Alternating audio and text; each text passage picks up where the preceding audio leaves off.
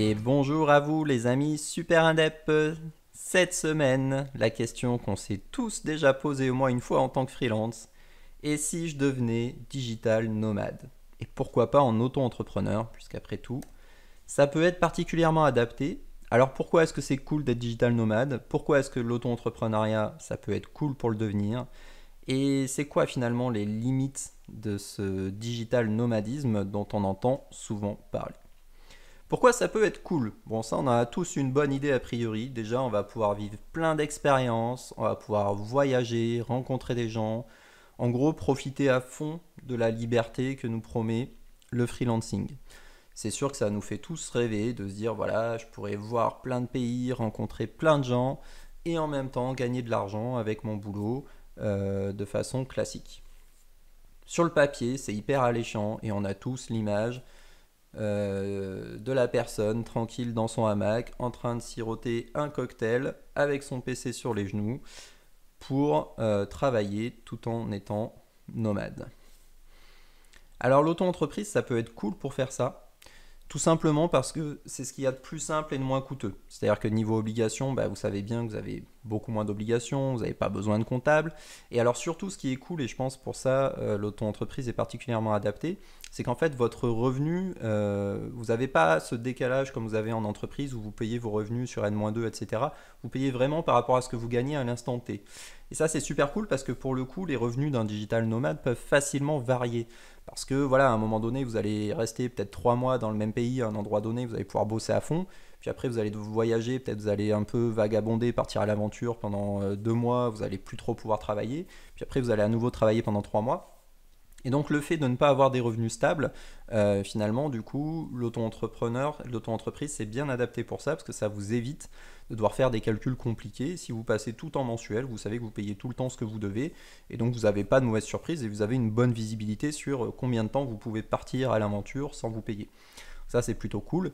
Et puis voilà, le risque est vraiment faible, donc pas de soucis si jamais le projet marche pas, si jamais c'est trop galère, bah vous rentrez chez vous, mais au final, votre micro-entreprise vous aura rien coûté, vous n'aurez pas de frais liés à ça. Donc c'est vrai que c'est particulièrement adapté, à condition bien sûr, et on l'a déjà expliqué de nombreuses fois sur cette chaîne, que vous n'ayez pas des frais importants, puisqu'encore une fois, vous ne pouvez pas déduire les frais de votre chiffre d'affaires. Donc si votre métier, par exemple, c'est de faire du dropshipping un peu partout dans le monde, potentiellement l'auto-entreprise, c'est pas du tout adapté pour vous. Très clairement, on parle des métiers plutôt qui ont peu de frais. Tous les métiers du numérique en général sont très adaptés à ce type de problématique. Et ça tombe bien parce que les métiers du numérique, c'est aussi ce qui est plus adapté quand on veut être digital nomade. Mais alors finalement, c'est quoi les limites? Parce que bon, ça fait bien rêver, ça a l'air cool, mais si c'était si simple que ça, déjà tout le monde le ferait. Et puis finalement, c'est quoi les impacts? Bon, déjà, je viens de le dire un petit peu avant, mais c'est vrai que c'est pas forcément adapté à tous les métiers. Faire du full remote, bah, quoi qu'on en dise, et même si moi personnellement j'adore aussi le remote, bah, tous les métiers ne sont pas adaptés pour faire du remote. C'est pas possible tout le temps, c'est pas possible dans toutes les sociétés, c'est pas possible dans toutes les cultures, et il faut faire avec. Il y a aussi un problème d'imposition qui est pas trivial, c'est que, bah, mine de rien, si vous passez dans plein de pays, à un moment donné, vous allez devoir payer votre impôt sur le revenu. Et pour ça, il va falloir avoir une résidence fiscale. Et la résidence fiscale, alors normalement, c'est le pays où vous habitez plus de 6 mois, mais potentiellement, vous pouvez vous retrouver dans des situations où en fait, vous allez payer des impôts dans plein de pays, puisque vous allez exercer une activité économique dans différents pays.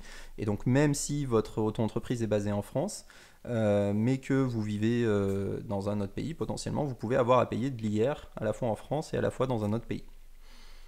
Pensez au décalage horaire. Bah ouais, ça a l'air bête, mais en fait, travailler avec des gens, des fois avec 10 heures, 12 heures de décalage, c'est loin d'être trivial.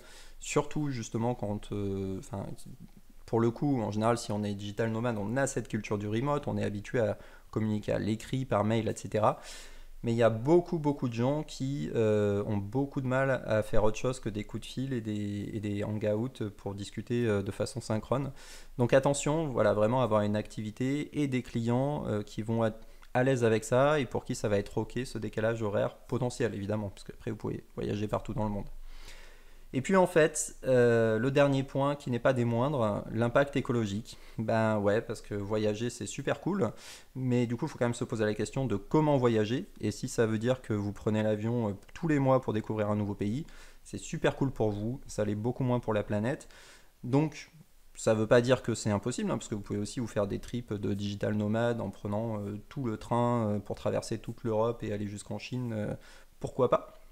Mais en tout cas, c'est un truc à prendre en compte. Si c'est un truc qui vous intéresse, ok, vous allez voyager, ok, vous allez faire plein d'aventures, mais comment est-ce que vous pouvez limiter votre impact à ce niveau-là?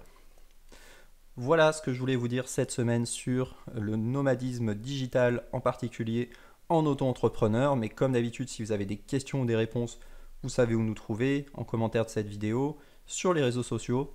Comme d'habitude, n'hésitez pas à nous suivre, que ce soit sur les réseaux sociaux, sur YouTube, à mettre un petit like.